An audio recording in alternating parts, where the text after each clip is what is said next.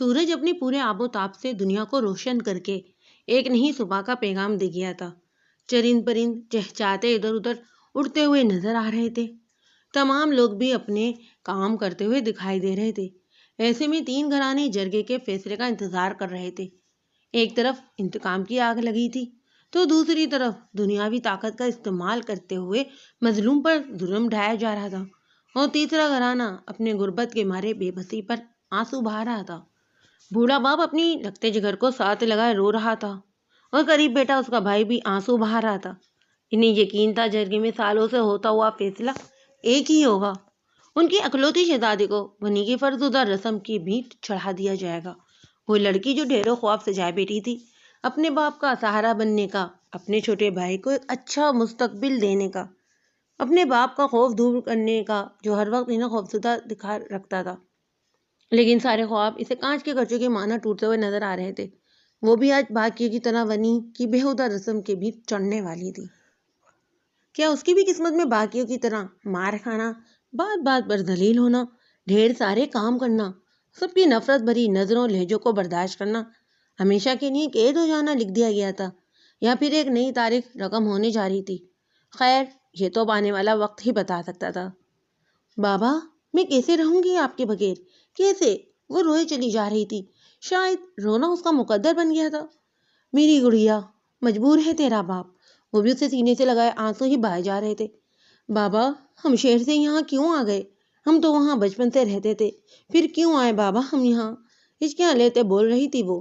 اس سوال پہ احمد ابراہیم کے چہرے پر ایک سایہ سا آ کر گزر گیا۔ مجھے معاف کر دو میری بیٹی، میں کچھ نہیں کر پا رہا اپنی گڑیا کے لیے۔ ان کی ضعیف چہرے پر آنسو موتیوں کی صورت میں لڑک لڑک کے ڈالی میں جذب ہو رہے تھے۔ بابا، ایسے تو نہ کہیں۔ ان کی بات پہ وہ تڑپ اٹھی۔ نہ میں تمہاری باغ کو بچا سکا اور نہ اب تمہیں۔ ان کے چہرے پر کرب کے آثار تھے۔ ماں کے ذکر پر آنسو اور بھی تیزی سے بہہ نکلے۔ بابا دعا کریں کچھ ایسا ہو جائے کہ میں اس مشکل سے نکل آؤں، وہ ان کے آنسو صاف کرتے ہوئے بولی تھی۔ انشاءاللہ، اس کے ماتھے پر بوسہ دیتے ہوئے بولی۔ بابا، مجھے آپ بات بتائیں، ایسی کون سی بات ہے جو باپ کو ہر وقت خوفزدہ رکھتی ہے؟ وہ ان کے ہر وقت خوفزدہ رہنے کے بات پوچھ چکی تھی، لیکن اسے کبھی اس بات کا جواب نہیں ملا تھا۔ میری بچی، جو بات مجھے خوفزدہ کرتی تھی، جس کا مجھے ڈر تھا، وہ ہو گیا۔ اب نہیں رہوں گا خوفزدہ۔ ان کے چہرے پر صدیوں کی سی مسافت تھی۔ کیا مطلب؟ حمل ان کی بات سمجھ نہ سکی۔ جلد ہی تمہیں میرے خوفزدہ رہنے کے بابت پتہ چل جائے گا۔ ان کی بات پر زمن ہلا دی۔ کونے میں بیٹھا 17 سالہ سفیان کے روتے وجود پہ جیسے ہی زمن کی نظر پڑی، وہ فوراً اٹھتے ہوئے اس کے پاس گئی۔ سفیان میری جان، اس کے آنسوں سے تر چہرے کو صاف کرتے ہوئے بولی۔ آپ ہی، سچ کہہ رہا ہوں میں، کسی کو قتل نہیں کیا میں نے، بالکل سچ کہہ رہا ہوں میں آپ ہی۔ وہ فوراً سے اپنی بہن سے لپٹتا ہوا بولا تھا۔ جانتی ہوں میری جان، تم اپنے آپ کو قصوروار مت ٹھہراؤ، یہ لوگ ہوتے ہی ظالم ہیں۔ وہ اچھی طرح سمجھ رہی تھی کہ سفیان کے نام پر زمل کو غنی کرنا سفیان کو اندر سے کھائے جا رہا تھا۔ تم بابا کا خیال رکھنا، دل لگا کر پڑھنا، جو خواب میں بابا کا پورا نہ کر سکی، انہیں تم پورا کرنا۔ آنسو پہ بے مشکل بند باندھتے ہوئے وہ اسے محبت سے سمجھا رہی تھی۔ بابا سائیں، میں نہیں کروں گا نکاح۔ اس کی بات پہ اس کی آنکھیں ضبط سے سرخ ہو رہی تھیں، لہجہ بھی بلا کا سخت تھا۔ کونے میں کھڑی لڑکی باپ اور بھائی کے بحث پر آنسو بہا رہی تھی۔ دوران خان، یہ ہمارا فیصلہ اور تمہیں ماننا پڑے گا۔ ان کا انداز بالکل دو ٹوک تھا۔ بابا، آپ غلط فیصلہ کر رہے ہیں۔ کیوں اس گناہ میں مجھے بھی شراکت دار بنانا چاہتے ہیں؟ وہ بھی ان کے دو بدود ہوتا ہوا جواباً بولا تھا۔ ہمارا فیصلہ کبھی غلط نہیں ہوتا، یہ تو تم کہہ رہے ہو۔ اگر کوئی اور ہوتا تو گدی سے زبان کھینچ لیتا۔ وہ سرخ آنکھیں لیے تیز آواز میں بولے اور در و دیوار کو ہلا گئے۔ تم اگر نہیں کرنا چاہتے تو نہ کرو، لیکن یاد رکھنا، اس کے بعد حویلی سے تمہارا کوئی تعلق نہیں ہوگا، نہ تم اسی سے ملو گے۔ آگ کے پیپرز بھی کچھ ہی دن میں تمہیں مل جائیں گے۔ ان کا لہجہ ان کی طرح بالکل پرسکون تھا۔ مشی باپ کی بات پہ اور تیزی سے روتے چچی جان کے گلے لگ گئی تھی۔ بہن کو روتا دیکھ کر دوران خان نے لب بھیج لیے۔ اس کا باپ بھی بہت ہی پہنچا ہوا کھلاڑی تھا، دونوں اہم جگہوں سے وار کیا تھا اس نے۔ ابھی اس کے امتحان ختم ہونے تھے، اس کے بعد ہی اس نے بزنس اسٹارٹ کرنا تھا۔ دوسرا، بہن سے نہ ملنا۔ تیار ہوں میں، مٹھی کو سختی سے بیچے، شدت گریا سے سرخ ہوتی آنکھیں لیے کہتے ہی لمبے ڈگ بھرتا وہاں سے چلا گیا۔ پیچھے محتشم خان کے لب مسکراہٹ میں ڈھلے۔ ایک طرف سردار محتشم خان، دوران خان، فہد خان بیٹھے تھے، دوسری طرف احمد ابراہیم، جمل، سفیان اور ان کے گاؤں کے سردار عالمگیر چودھری اور شہزاد چودھری تھے۔ احمد ابراہیم اپنی بیٹی کے لیے کچھ بول ہی نہ سکے۔ وہ یہ بھی نہ کہہ سکے کہ ان کی بیٹی کو منی کے بجائے ان کی جان لے لی جائے، کیونکہ اس فیصلے کا حق ان کے سردار نے خود لے لیا تھا۔ سردار محتشم خان سفیان کی بہن کو ونی مانگنا، سردار عالمگیر نے چودھری نے جو ہے بلا تردید اس چیز کو قبول کر لیا تھا۔ یہ فیصلہ تو بہت پہلے ہی پتا تھا سب کو، بس رسم کے مطابق جرگہ بٹھا کر اس بات کا اعلان کروا دیا گیا تھا۔ زنان خان اور جمل ابراہیم کا نکاح ہو گیا۔ محتشم خان نے ایک مسکراتی نگاہ احمد ابراہیم پر ڈالی، اور ان نظروں کا مفہوم احمد ابراہیم بھی بہت اچھی طرح جانتے تھے۔ جمل اپنی ہاتھوں کی لکیروں کو غائب دماغی سے تک رہی تھی۔ تبھی خیال آتے اپنے سامنے بیٹے وجود کو دیکھا، جس سے کچھ دیر قبل اس کا نکاح پڑھا دیا گیا تھا۔ سخت چٹانوں جیسے تاثرات، چہرے پہ چھائی بیزاریت، مٹھی کو پیچھے جس کی وجہ سے اس کی نسیں ابھری ہوئی تھی۔ جمل کا ننھا سا دل دہل گیا۔ گوری رنگت جو ضبط کے باعث رخ ہو رہی تھی، ہلکی براؤن رنگ کی ذہین آنکھیں سلکی بالوں کو جیل سے سیٹ کیے، وائٹ کوٹ میں ملوث براؤن چادر کو ایک کونے سے دوسرے سرے پر ڈالے، بلا شبہ وہ خوبصورتی میں اپنی مثال آپ تھا۔ سفیان نفرت بھری نگاہ شہزاد چودھری پہ ڈالتے وہاں سے نکل پڑا۔ چل ادھر سے۔ وہ جو اپنی آگے کی زندگی کو سوچنے میں محو تھی، اتنی بدتمیزی سے مخاطب کرنے پر سر اٹھایا۔ دیکھنے سے وہ 30-32 سال کے لگ بھگ ایک عورت نما ملازمہ معلوم ہو رہی تھی۔ جمل فوراً سے اپنے گرد نظریں دوڑائیں تو سب جا رہے تھے۔ نگاہیں فوراً باہر کی جانب گئیں، جہاں اس کے باپ اور بھائی بے بسی سے آنسو بہاتے ہوئے اسے دیکھتے ہوئے جا رہے تھے۔ یقیناً ان دونوں کو جمل سے ملنے نہیں دیا گیا تھا۔ جمل کی شیر رنگ آنکھیں بڑی بڑی آنسوں میں بھر آئیں۔ وہ شکستہ قدموں سے اسی ملازمہ کے ہم قدم ہوئی اور ایک گاڑی میں جا بیٹھی۔ اترے اس گاڑی سے، وہ جو ہاتھوں میں منہ دیے روئی جا رہی تھی، اتنے سخت لہجے پہ ڈرتے ہوئے سر اٹھایا، خوفزدہ نظروں سے اس شخص کو دیکھا جس کے نکاح میں اسے دے دیا گیا تھا۔ اترے اس گاڑی سے، اس کی خوفزدہ نظروں کو دیکھتے اب اس کا لہجہ دھیما ہوا تھا، لیکن نرمی کے اثر نہیں تھے۔ ریشما، اسے دوسری گاڑی میں بیٹھاؤ۔ اس کے ڈرے سے میں وجود کو دیکھتے وہ ملازمہ کو آواز دیا۔ زرا خان کے کہنے کی دیر تھی، ریشما نے نکال کر اسے دوسری گاڑی میں بٹھا دیا۔ اس کے اترتے ہی زرا خان اپنی گاڑی میں جا بیٹھا۔ کہاں جا رہے ہو تم؟ سردار محتشم خان نے جیسے ہی اسے ڈرائیونگ سیٹ پہ بیٹھتے دیکھا فوراً اس کے پاس آئے تھے۔ آپ کے کہنے پر میں نے یہ سب کر تو لیا ہے، لیکن اس کے آگے آپ مجھ سے کوئی امید نہیں رکھیے گا، وہ بے تاثر لہجے میں کہتا زن سے گاڑی بھگا لے گیا۔ اس کی بات سن کر سردار محتشم خان لب پیش کرے گئے، اور ان دونوں کی باتیں سنتی جمل کو اپنی ناقدری پہ بے انتہا رونا آیا۔ کون سی ناقدری جمل؟ تم تو ایک ونی میں آئی لڑکی ہو، لمحے میں وہ تلخی لیے اپنے آپ سے مخاطب ہوئی تھی۔ کچھ دیر کے بعد سفر گاڑی اپنی منزل پر پہنچ گئی۔ آؤ باہر، وہ ملازمہ سخت لہجے میں کہتی اتری۔ تو مجھے ملازموں کی بھی نفرت سہنی پڑے گی۔ سرخ آنکھیں، بیچے ہوئے لب، آنسو کے میٹھے میٹھے نشانات، مقابل رحم معلوم ہو رہی تھی۔ وہ خاموشی سے اتری، حویلی پہ نظر ڈالتے اس کے چہرے پہ ابتدائیہ مسکراہٹ بکھری۔ جتنی یہ حویلی خوبصورت دکھتی تھی، اس میں رہنے والے لوگ شاید اتنے ہی بے رحم تھے۔ وہ ملازمہ کی تلقین میں حویلی کے اندرونی حصے پہ جا پہنچی۔ وہ دیڑھ عمر عورت اور ان کے ساتھ دو جوان لڑکیاں کھڑی تھیں۔ سب کی نفرت بھری نظریں وہ بخوبی محسوس کر رہی تھی، سوائے ایک لڑکی کے جس کے چہرے پہ ہمدردی تھی، یا شاید یہ اس کا وہم تھا، یہ تو اب آگے جا کر ہی پتہ چلنا تھا۔ بڑی سے کالے رنگ کی چادر سے خود کو چھپائے، نظریں اپنے پاؤں پہ جمائے وہ انگلیاں چٹکا رہی تھی۔ تبھی ایک زوردار تھپڑ اس کے چہرے پہ نشان چھوڑ گیا۔ اس عمل کے لیے یقیناً تیار نہیں تھی، لڑکھڑاتے ہوئے پیچھے ہوئی، گرم آنسو پھر سے اس کے چہرے کو بھگونے لگے۔ نظریں اٹھائی تو اس سے ہی 2-3 سال بڑی لڑکی نفرت بھری نگاہوں سے اسے تک رہی تھی۔ آج تک اس کے بابا نے اسے سخت لہجے میں بات تک نہیں کی تھی، اور اس سے کچھ سال بڑی لڑکی نے اسے تھپڑ لگا دیا تھا۔ اس کے اس عمل پہ ان دونوں خواتین نے کوئی رد عمل ظاہر نہیں کیا، جبکہ ہمدرد نگاہ سے دیکھنے والی لڑکی لب کاٹنے لگی۔ کیا قصور تھا ہمارا؟ کیوں دیا اتنا بڑا غم؟ ہاں بولو۔ 1 ماہ بعد شادی تھی ہماری، وہ جنونی انداز میں بولتے اس کی گردن کو اپنے ہاتھ کے شکنجے میں لیتے مضبوط گفت میں بولی تھی۔ جمل تڑپتے اس کا ہاتھ ہٹانے لگی۔ وسیلہ چھوڑ دو اسے، سردار محتشم خان کی زوجہ فضیلہ بیگم نے آگے بڑھ کر اسے چھڑوایا۔ کیا کر رہی تھی تم؟ وہ تھوڑی سختی سے بولی۔ جمل بری طرح کھانسنے لگی تھی۔ تائی جان، ہم نے کہا تھا کہ اس لڑکی کو نہ بلائیں، اسے حویلی میں دیکھ کے ہمارا غم اور بڑھے گا، کم نہیں ہوگا۔ نہیں ہوگا کم، ہم نے کہا تھا آپ لوگوں سے، کہا تھا ہم نے جہاں میران کا خون گرا ہے وہیں پہ اس کے بھائی کا بھی گرنا چاہیے، تبھی سکون آئے گا ہمیں۔ وہ روتے ہوئے چیختے ہوئے بولتی اپنے کمرے کی جانب بھاگی تھی، جبکہ جمل اپنے بھائی کے بارے میں سن کر طلب کرے گئی۔ مہرماں دیکھو اسے جا کر، وہ اپنے پیچھے کڑی مسرا کی ماں کو بولی تو وہ سر ہلاتے ہوئے بیٹی کے کمرے کی جانب گئی۔ مشیل اسے فی الحال اسٹور روم میں لے جاؤ، پھر میں کچھ کرتی ہوں، وہ بھی کہتے ہوئے وہاں سے چلی گئی۔ ابھان میں صرف ہمدرد نگاہ سے دیکھنے والی لڑکی اور زمل بچے تھے۔ چلیے، وہ نرم سے لہجے میں پکار رہی تھی۔ اس کی تمیز سے مخاطب کرنے پر اور نرم لہجے پہ وہ تلخی سے مسکرائی اور اس کے پیچھے چلنے لگی۔ وہ سیدھا سا اسٹور روم، جہاں کتنے ہی فالتو سامان پڑے تھے، کتنے ہی گرد و غبار تھے۔ روشنی کے نام پہ صرف 0 پاور بلب روشن تھا۔ حویلی کے اندرونی حصے میں ہونے کی وجہ سے یہاں روشنی کی بالکل بھی آمد نہیں تھی۔ اتنے گرد و غبار سے دونوں کو بے ساختہ کھانسی ہوئی۔ کچھ چاہیے ہو تو بتا دیجیے گا، مشعل اس پہ دکھ بھری نظر ڈالتے ہوئے بولی۔ کیا مانگنا چاہیے مجھے؟ اس کی بات پہ زمن تلخی سے بولی۔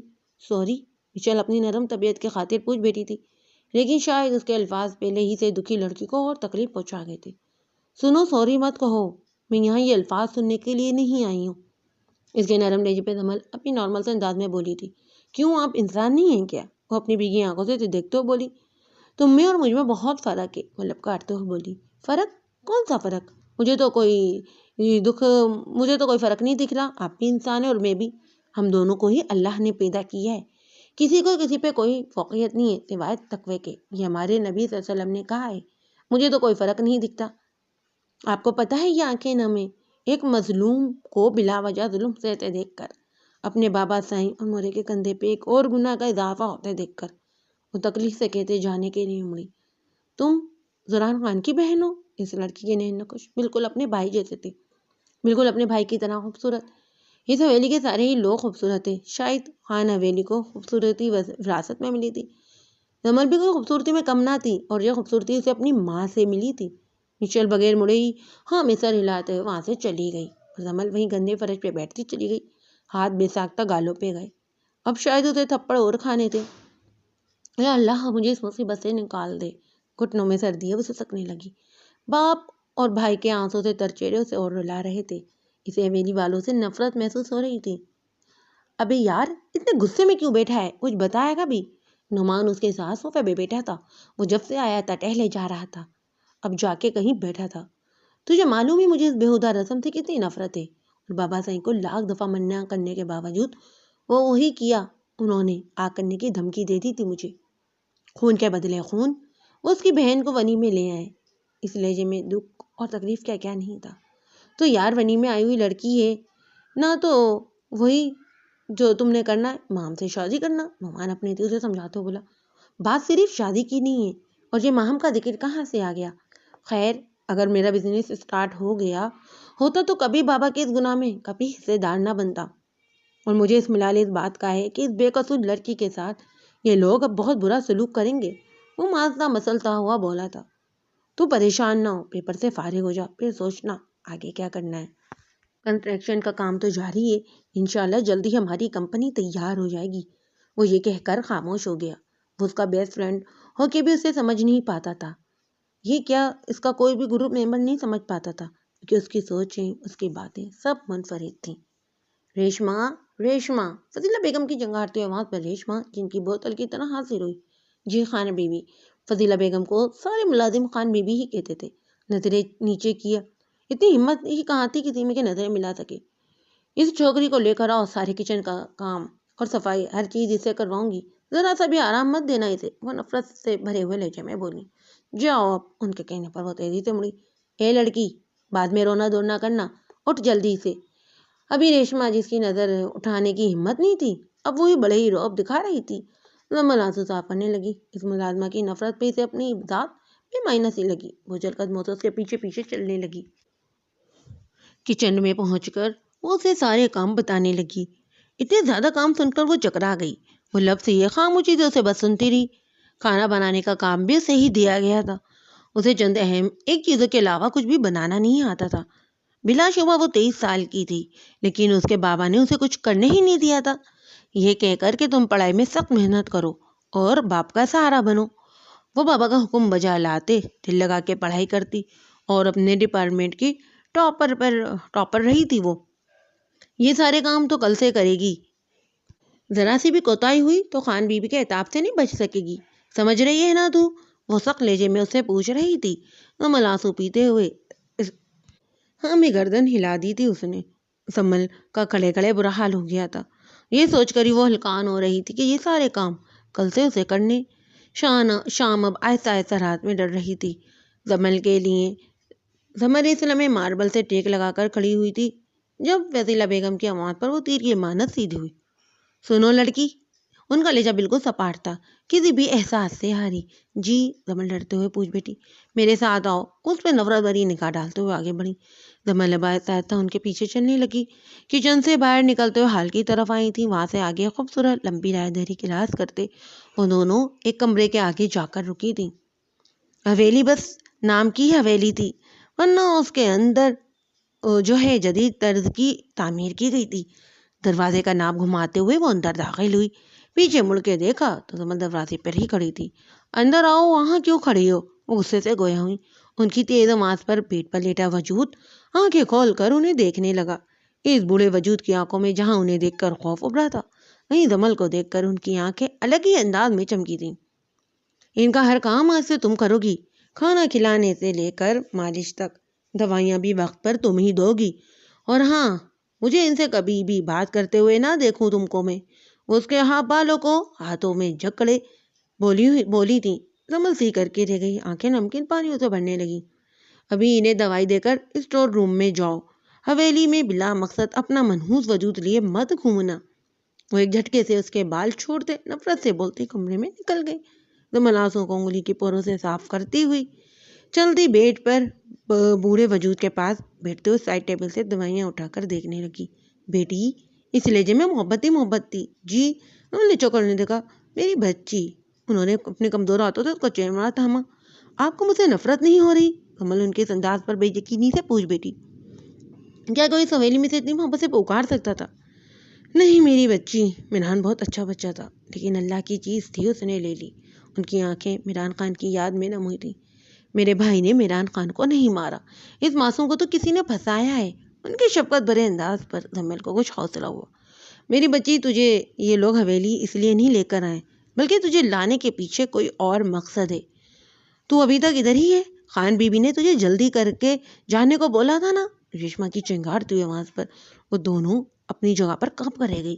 سمل جلدی سے انہیں دوائیاں دے کر اٹھی۔ اس کے اٹھنے پر بوڑھے وجود کے چہرے پر اداسی چھائی، جسے سمل نے بخوبی محسوس کیا۔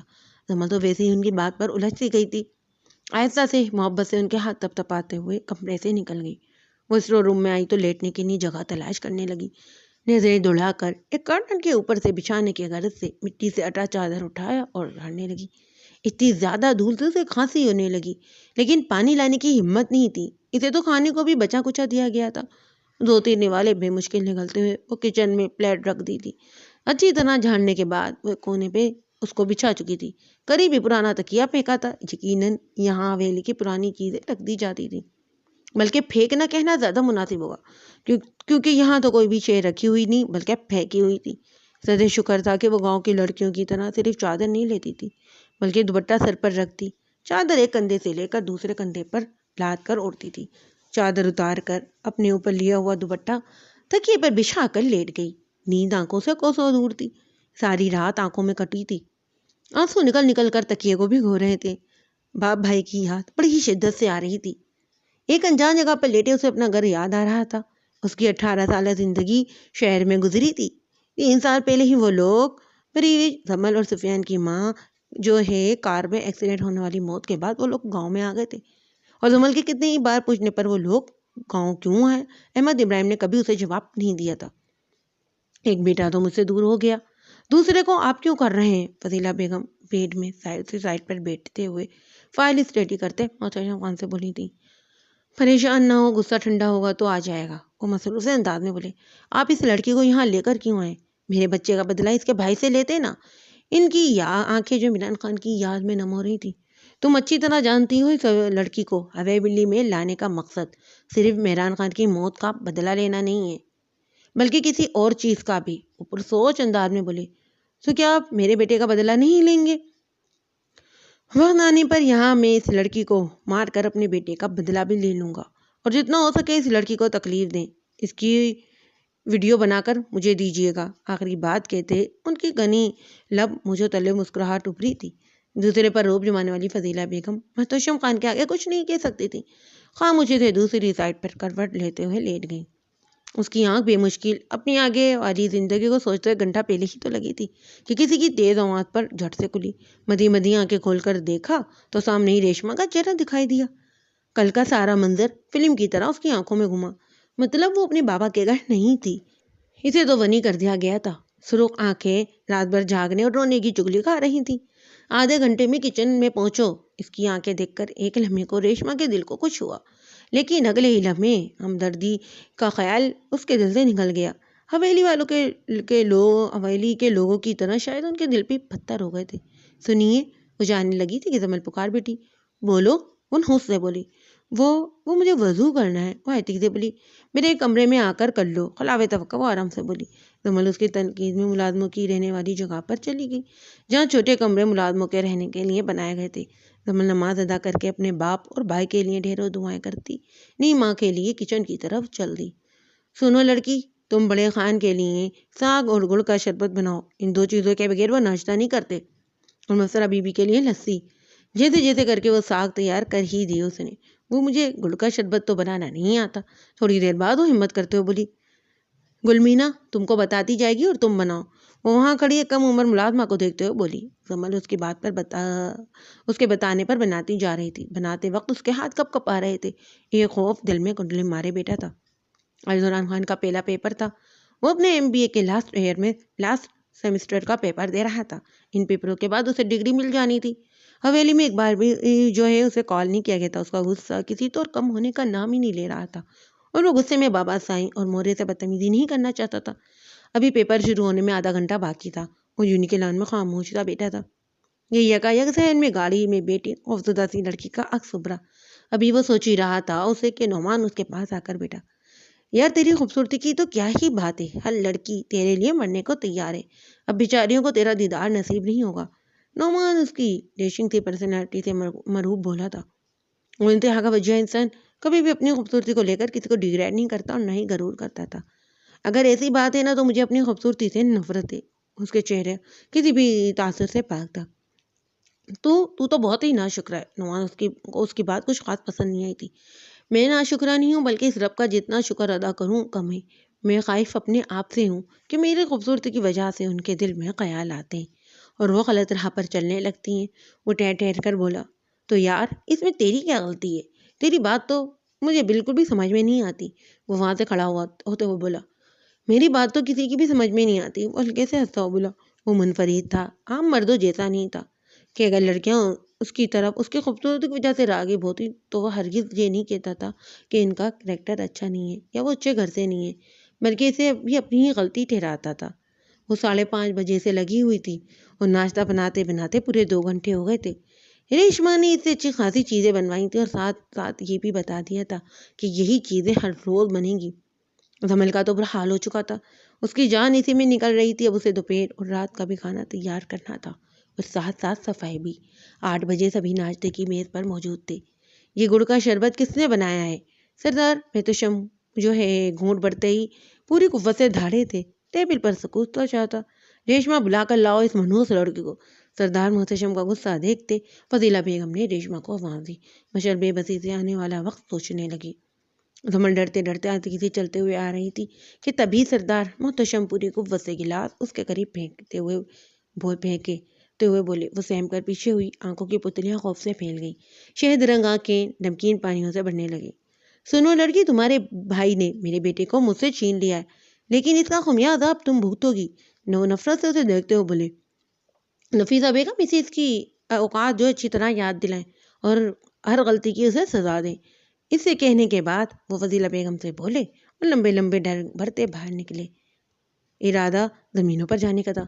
یہ صاف کرو پھر میں تم سے نبٹتی ہوں، سخت لہجے میں کہتے وہ دوبارہ ناشتے کی طرف متوجہ ہوں۔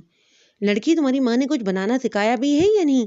وہ جو کانچ کے ٹکڑے اٹھا رہی تھی، فضیلہ کی غصے سے بھری آواز میں گھبراہٹ کے کانچ کے ٹکڑے اس کے ہاتھوں کو اچھا خاصا زخمی کر گئے۔ لفظ ماں، اس تکلیف کی شدت سے اس کی آنکھیں برس پڑیں۔ مورے، اس کا خون نکل رہا ہے۔ مشل فوراً کرسی سے اٹھ کر اس کی طرف بڑھنے لگی۔ مشل، رک جاؤ وہیں، وہ تیز آواز میں بولی۔ مورے، اس کا خون بہہ رہا ہے۔ اس کے بہتے خون کو دیکھ کر بے چین ہوئی تھی۔ مشل، دوبارہ اپنی جگہ پر جاؤ اور مجھے یہ بات دوبارہ نہ کہنی پڑے۔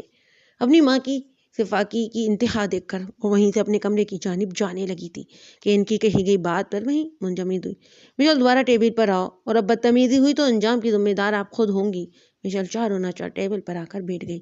جاؤ تم، رومل کو دیکھ کر غصے سے بولی۔ مشل بھابھی بالکل ٹھیک کر رہی ہیں، اور جلدی سے ناشتہ کرو، یونیورسٹی بھی تو جانا ہے تم نے۔